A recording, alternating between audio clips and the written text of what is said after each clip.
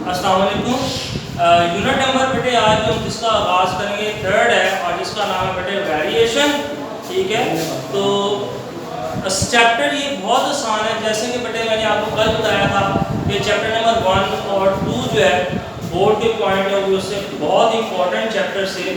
ठीक है, अगर आपने चैप्टर नंबर 1 और 2 अच्छे तरीके से तैयार कर लिए तो उसका मतलब आपका एक सेक्शन जो है बोर्ड का वो तैयार होगा। और अगर 3 भी आपने अच्छे तरीके से तैयार कर ले तो आपका समझ लें कि फर्स्ट जो सेक्शन होता है उसमें चैप्टर नंबर 1, 2, 3 आते हैं, तो थर्ड चैप्टर के साथ मिलने से आपका जो है जो फर्स्ट सेक्शन है और जो है बेटा स्ट्रॉन्ग हो जाएगा।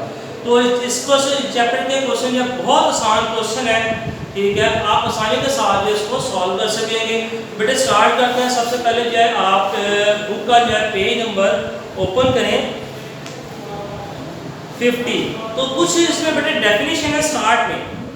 ठीक है, स्टार्ट में डेफिनेशन है। डेफिनेशन किसकी है? रेशो की। ठीक है, पेज नंबर बेटा 50, पेज नंबर 50 पे डेफिनेशन है रेशो। ये डेफिनेशन आपने 9th क्लास की बुक में भी पढ़ चुके हैं। ठीक है, रेशो। और आपको याद होगा तो कौन से चैप्टर में जो वो रेशो पढ़ी हुई डेफिनेशन याद है? कुछ के नहीं।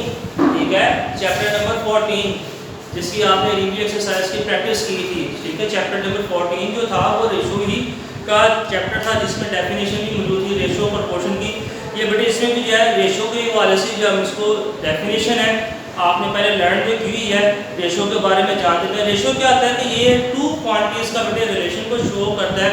अगर हमने रेशो फाइंड करनी होगी किसी भी टू क्वांटिटीज में तो उनके यूनिट का सेम होना बहुत ज़रूरी है। अगर यूनिट सेम होंगे तब भी बेटे हम उनके दरमियान जो रेशो जो है वो फाइंड कर सकते हैं। अगर रेशो सेम नहीं है यानी यूनिट सेम नहीं है तो हम उसमें बेटे जो है वो रेशो फाइंड नहीं कर सकेंगे। फॉर एग्जांपल बेटे अगर एक यूनिट आपके पास जो रुपीज़ में है तो दूसरा यूनिट भी आपके पास रुपीज़ में होगा तो तब भी उसमें आप क्या कर सकते हैं? रेशो जो है वो फाइंड कर सकते हैं। अगर यूनिट जो है वो सेम नहीं होंगे तो बेटे आप जब उसकी जो है रेशो फाइंड नहीं कर सकेंगे। ठीक है, तो पहले आपने यूनिट को सेम करना है। सिंपल भी डेफिनेशन जो हम इसको डिस्कस कर रहे हैं। सबसे पहला पॉइंट आपने पढ़ा कि रेशो हम किस सूरत में फाइंड कर सकते हैं? रिलेशन करता है दो क्वांटिटीज के दरमियान में अगर उनके यूनिट जो है सेम होंगे तभी हम रेशो फाइंड कर सकेंगे। दूसरा बेटे इसका पॉइंट है रेशो का कोई यूनिट नहीं है। जैसे हम किसी भी चीज़ की मेजरमेंट करते हैं रूम की किसी की भी उसके साथ हम मीटर का, सेंटीमीटर का या मीटर स्क्वायर का एक यूनिट लिख लेते हैं, लेकिन यूनिट जो है रेशो का कोई यूनिट नहीं है। ये भी आपने जो है 9th क्लास में और मैंने चैप्टर का नाम ही बता दिया कि आपने जो है चैप्टर नंबर 14 जिसकी रिव्यू एक्सरसाइज और डेफिनेशन आपने अच्छे तरीके से लर्न की थी उसी में थी बेटे लिखा हुआ था एमसीक्यूज में जो 9 के वाले से बहुत इंपॉर्टेंट है। इसमें 10 के वाले से एमसीक्यूज बहुत इंपॉर्टेंट है कि रेशो का कोई यूनिट नहीं होता। रेशो का यूनिट कोई नहीं होता, लेकिन अगर जो है यूनिट सेम होंगे क्वांटिटीज के तब भी आप उनकी जो है दरमियान में रेशो जो है वो बेटे फाइंड जो है वो कर सकते हैं। ठीक है, ये पॉइंट हो गया। अब बेटे हम इसकी डेफिनेशन को डिस्कस कर लेते हैं। ठीक है, और आप इसको मार्क कर लें और आपने 9th क्लास में भी डेफिनेशन लर्न की है। ठीक है, तो स्टार्ट करते हैं बेटे। चैप्टर जो है पेज नंबर 50, पेज नंबर 50 पे बेटे ये मौजूद है ratio a relationship between two quantities of the same kind measure in same unit. तो अभी ये जो आपको बात बताई थी कि जो है रिलेशन पॉइंट इसका जो होता है किसका जो होता है टू क्वांटिटीज का दरमियान होता है जो सेम यूनिट हो जिनका उसी के दरमियान में आप क्या करते हैं रेशो फाइंड करते हैं। इस कॉल्ड रेशो। ठीक है, अब आगे इसको बेटा थोड़ी सी मजीद इसकी एक्सप्लेनेशन है। If A and B are two quantities of the same kind, ठीक है, and B is non-zero, ठीक है, B जो कभी भी जीरो नहीं होना चाहिए, then the ratio A and B is written as A ratio B or written in fraction form A over B। कहते हैं कि अगर ये देखें टू आपके पास वैल्यूज हैं यूनिट कह रहे हैं A और B, इसके दरमियान में बेटा रेशियो ऐसे लिखते हैं और इसमें आपको खुद इसने बता दी जो B है ये नॉट इक्वल टू 0 होता है और इसको जब फ्रैक्शन फॉर्म में लिखेंगे तो कैसे लिखेंगे? a ओवर b की फॉर्म में लिखेंगे।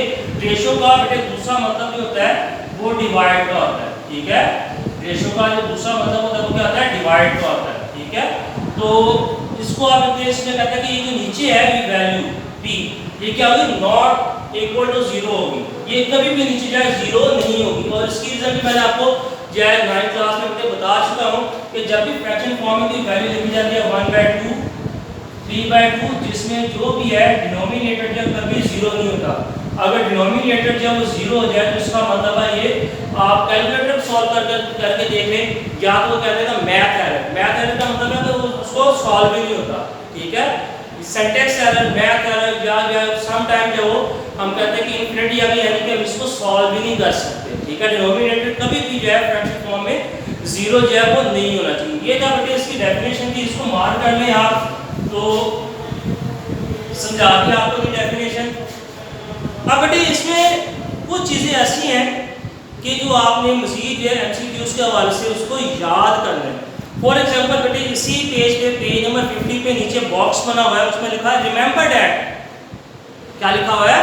रिमेंबर दैट लिखा है। फर्स्ट पॉइंट है the order of the element in the ratio is important. First point है यानी कि जो ऑर्डर है उनके वो इंपॉर्टेंट कहलाते हैं। अब इसमें देखिए जो सेकंड पॉइंट है इसको बेटे माइंड में रखना है, ये एमसीक्यूज़ के हवाले से बहुत इंपॉर्टेंट पॉइंट है, ठीक है।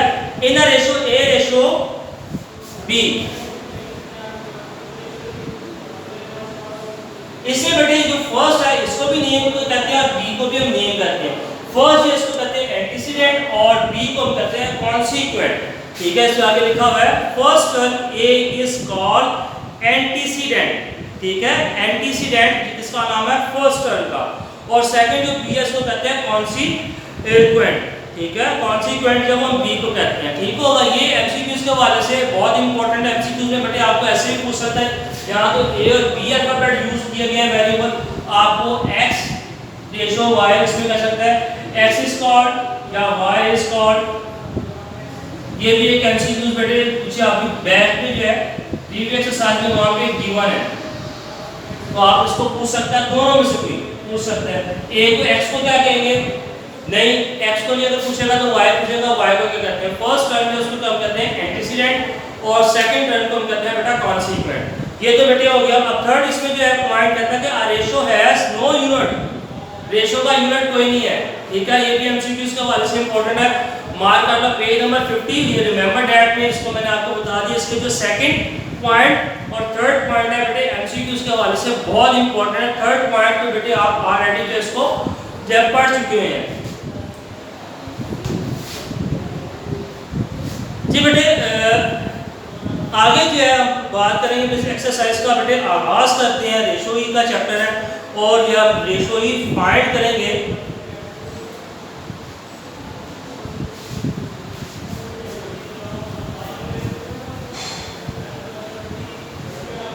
ये बेटे आगाज करते हैं इसका। ये कहता है कि express the following as ratio A ratio B as a fraction is simplest lowest form, ठीक है। आपने इसकी रेशियो फाइंड करनी है और जो है फ्रैक्शन फॉर्म में लोएस्ट फ्रैक्शन फॉर्म में इसको क्या करना है बेटे?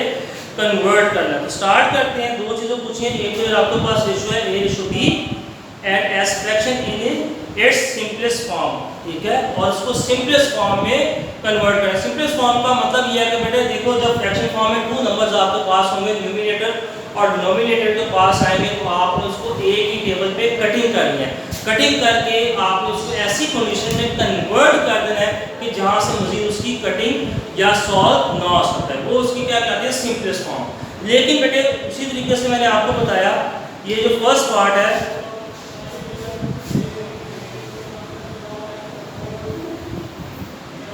इसमें आपके पास दिया गया रुपीस, दूसरा रुपीस, ये बेटे आपके पास जो है वैल्यूज जो है वो गिवन है, ठीक हो गया। अब इसकी आपने जो है पहले तो सबसे पहले जब करना चाहेंगे तो आपने एक चीज़ का ख्याल करना है, दोनों जो आपके पास वैल्यू गिवन है इनके यूनिट देखने हैं। ये देखो दोनों के यूनिट रुपीस भी, इसका मतलब हम इसको सॉल्व कर सकते हैं। लेकिन अगर जो है इनके यूनिट सेम ना हो तो डेफिनेशन के अकॉर्डिंग बेटे हम इसको जो है फाइंड नहीं कर सकेंगे, ठीक हो गया। तो हम स्टार्ट करते हैं, इसके यूनिट सेम है।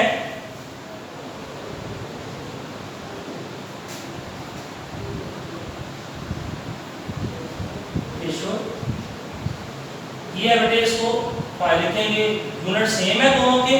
अब बेटे इसको सॉल्व करेंगे। सॉल्व करने के लिए 750 डिवाइडेड बाय 125, 0 0 से कट हो गया बेटे। 5 के टेबल में इसको कट कर देते हैं। 15 25। फिर बेटे स्टार्ट करेंगे, क्या आ जाएगा, तो 5 डिवाइडेड बाय 15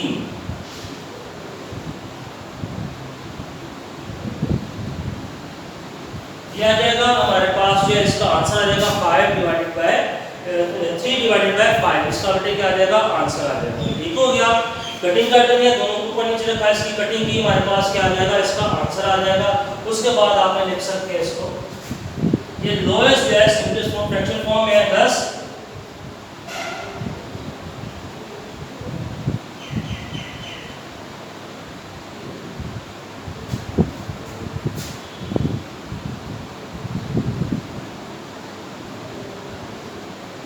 बेटे ये जो था हमारा था इसका आंसर हो गया। ठीक हो गया, आंसर आया 3 डिवाइडेड बाय 5। कटिंग करने के बाद हमारे पास क्या आ गया, 3 डिवाइडेड बाय 5 आ गया। अब इसी का सेकंड पार्ट देख लेते हैं हम। सेकंड पार्ट जो है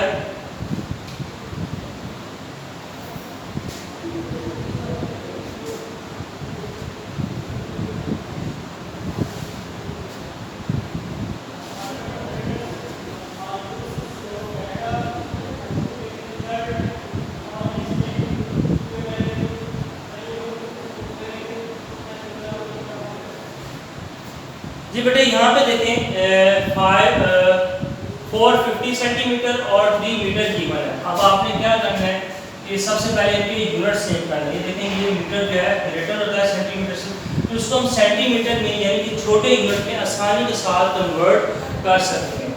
तो करने के लिए बेटे इसको क्या करेंगे, मीटर है 3 को मल्टीप्लाई कर देंगे 100 सेंटीमीटर के साथ। जैसे कि बेटे आपको पता है कि 1 मीटर में 100 सेंटीमीटर होते हैं, तो हम क्या करेंगे 100 जो है सेंटीमीटर के साथ मल्टीप्लाई कर देंगे, इसका आंसर आ जाएगा 300 सेंटीमीटर। अब देखिए दोनों को यूनिट बेटे सेम हो गए,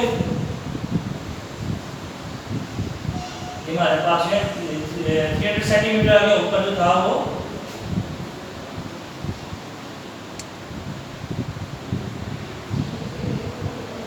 हम इसकी जो अपने रेशियो जो है वो आसानी के साथ फाइंड कर सकते हैं। कन्वर्ट करेंगे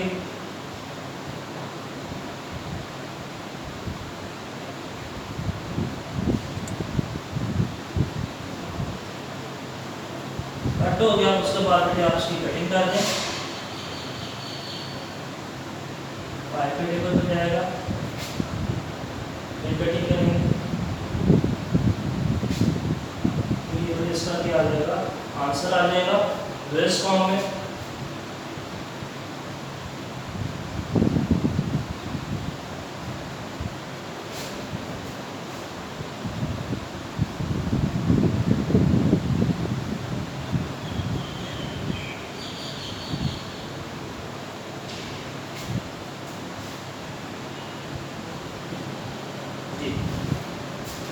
नोट करें बेटे शाबाश जल्दी से, तो फिर आगे मुझको जो है वो कंटिन्यू करें।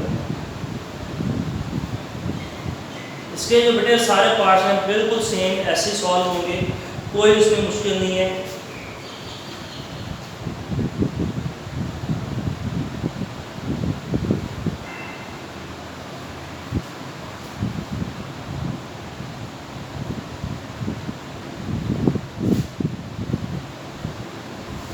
जल्दी बेटे नोट कर लें। तो इसमें देखिए फर्स्ट में दोनों यूनिट सेम थे पहले से, तो हम इसको फाइंड कर सकते थे, ठीक है। सेकंड में जो है वो यूनिट सेम नहीं थे,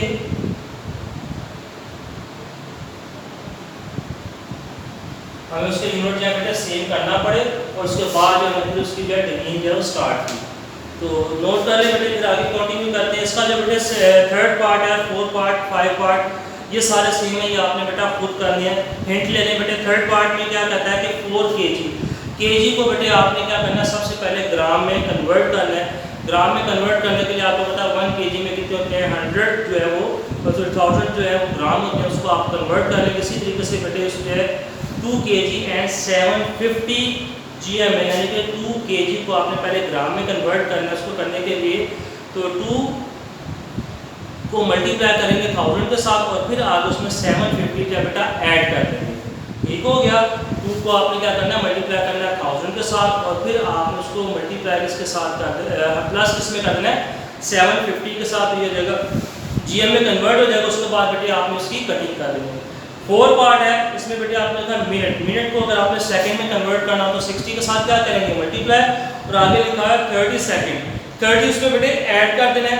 इस तरह 1 आवर लिखा है, 1 को मल्टीप्लाई कर देंगे किसके साथ, 6 मल्टीप्लाई बाय जो है वो 60 मल्टीप्लाई बाय 60 के साथ आप मल्टीप्लाई कर देंगे तो ये आपका बेटे आंसर आ जाएगा। उसके बाद आपने क्या कर देना है, आगे इसको सॉल्व करेंगे। आगे जो नेक्स्ट है, दोनों डिग्रीज में आंसर है, इसको आप आसानी के साथ जो वो सॉल्व जब वो कर सकते हैं।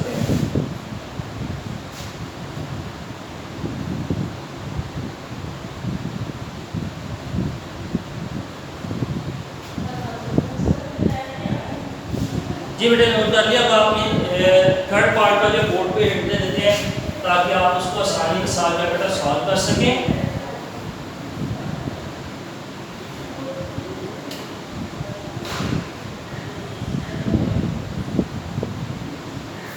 There are 2 kg,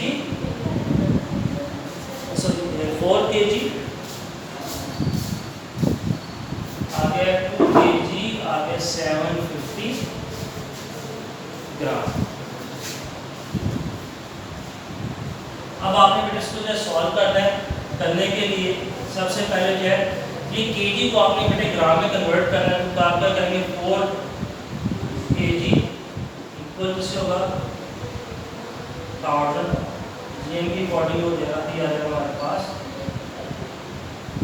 कन्वर्ट हो जाएगा। ठीक है, आपको पता है 1 kg जो होता है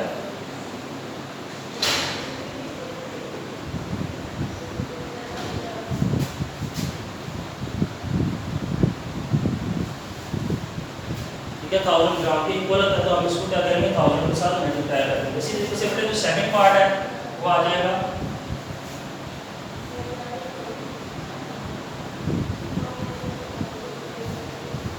इसको जब करेंगे, ये देखो 2 kg है तो 2 को मल्टीप्लाई बेटे कर देंगे 1000 के साथ, आगे प्लस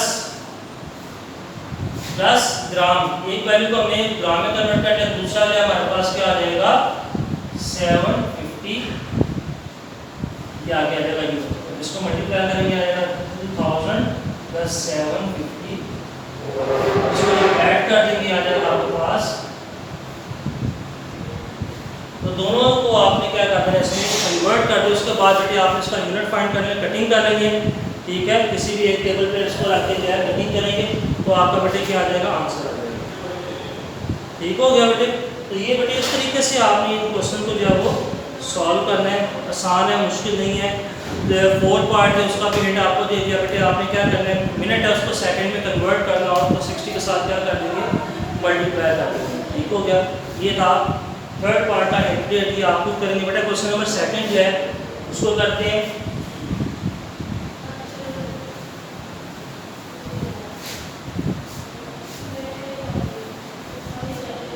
ये सिर्फ आप अपना जो फर्स्ट पार्ट है 3 स्टेप बेटे हिंट दिए हैं, इसके बाद आपने रेशियो खुद फाइंड करनी है। लेकिन यहाँ तक का इसको करके छोड़ नहीं देना। ठीक है, अगर इसका थर्ड 4 और 5 पार्ट आपने जो है क्वेश्चन नंबर 1 का खुद बेटे जो है वो अटेम्प्ट करना है। ठीक है बेटे, आगे देखिए क्वेश्चन नंबर 2।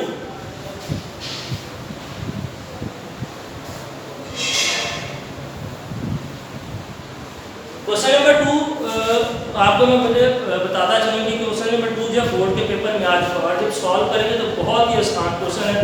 कहता है इन अ क्लास 60 स्टूडेंट्स, एक क्लास में जो है कितने स्टूडेंट्स हैं बेटे, 60 हैं। ठीक है, एक क्लास में कितने स्टूडेंट्स हैं, 60 हैं। और उसके बाद वो कहता है कि 25 students are girls, remaining students are boys. Total students जो हैं वो कितने हैं, 60 लिख लेते हैं यहाँ पे। एक क्लास है जिसमें टोटल स्टूडेंट्स कितने हैं बेटे, 60 हैं। 25 जो है वो बेटे गर्ल्स हैं और रिमेनिंग स्टूडेंट्स हैं वो बेटे बॉयज हैं। फिर आगे क्वेश्चन देखते हैं क्या पूछता है आपसे। यहाँ पे लिखेंगे बेटे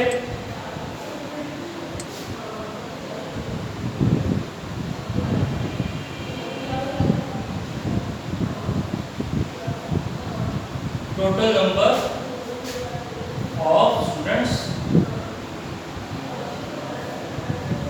60, number of girls 25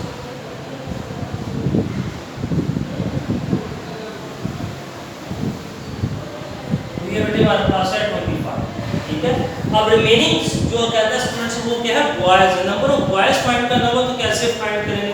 अगर मैं कह दूँ सिंपल वर्ड्स में कि बेटे 5 रुपीज़ आपके पास है, 3 रुपीज़ आपने स्पेंड कर लिए, बाकी कितने बचे तो आपको हो गए कि 2 बचे। कैसे आपने क्या माइनस करके आपको पता चले। इसीलिए बेटे अगर टोटल जैसे नंबर ऑफ गर्ल्स को माइनस कर देंगे तो आपके पास क्या आ जाएंगे, नंबर ऑफ बॉयज जो है वो आ जाएंगे।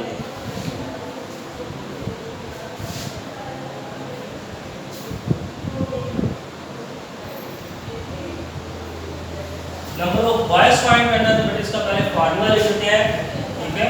टोटल नंबर ऑफ स्टूडेंट्स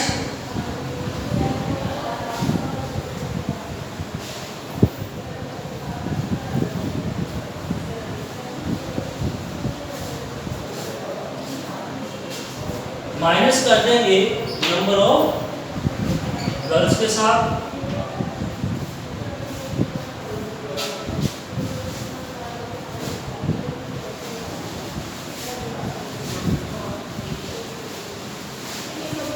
ये बेटे हमारे पास आ जाएगा 35, ठीक है। तो नंबर ऑफ बॉयज का आ जाएंगे बेटे हमारे पास 35 आ जाएंगे। अब आगे क्वेश्चन में क्या कहता है, कहता है कि आपने रेशियो फाइंड करनी है boys to total students and boys to girls.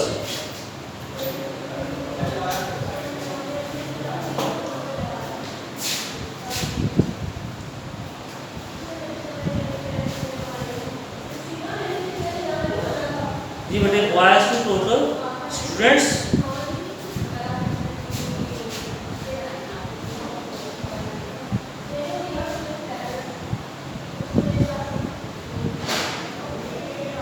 यहाँ पे बेटे इसकी रेशियो फाइंड करनी है, ratio total students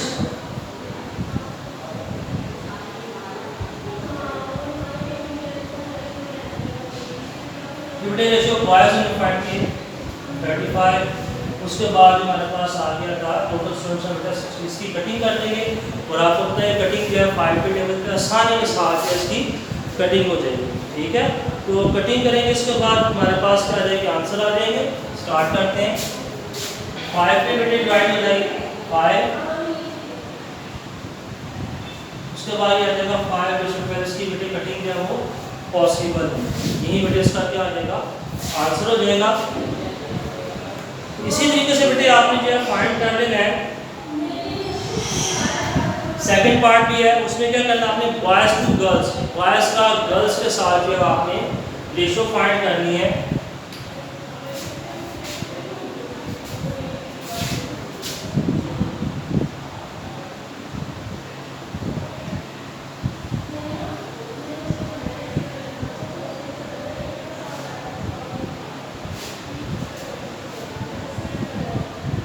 number of boys and number of girls,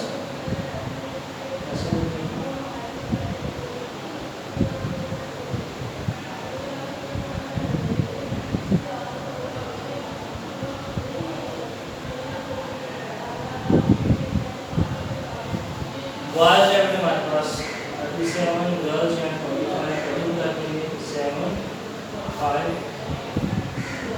fraction form में लिखना चाहें तो वो भी आपको पता है, फ्रैक्शन फॉर्म कैसे करेंगे, ऊपर की जो करेंगे तो 5/12, नीचे की जो करेंगे वो क्या देगा 7/50। तो यहाँ पे आप इसको लिख भी सकते हैं, एक स्टेटमेंट जैसे लास्ट में लिखी थी, दस द रिक्वायर्ड रेशो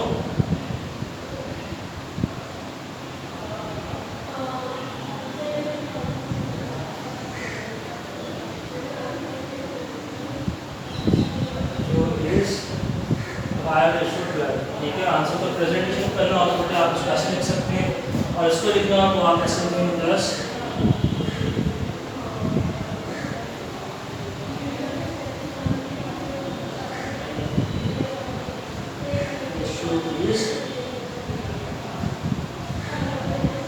ये बेटे इसका क्या आ जाएगा, आंसर आ जाएगा। ठीक, आसान था क्वेश्चन, इतनी मुश्किल नहीं थे। तो ये था बेटे हमारा जो था लेक्चर था आज का, इसको आप बेटे नोट कर लें क्वेश्चन को, ताकि जो है फिर आगे देखिए।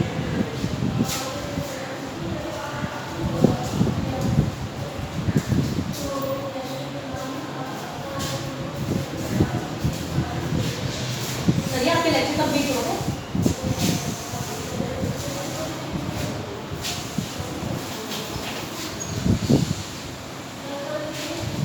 जी बेटा ये था हमारा आज का लेक्चर जो कंप्लीट हो गया इंशाल्लाह बेटे। कल दोबारा भी नए क्वेश्चन के साथ दोबारा हाजिर होंगे। तब तक के लिए इजाज़त दें। अल्लाह हाफ़िज़।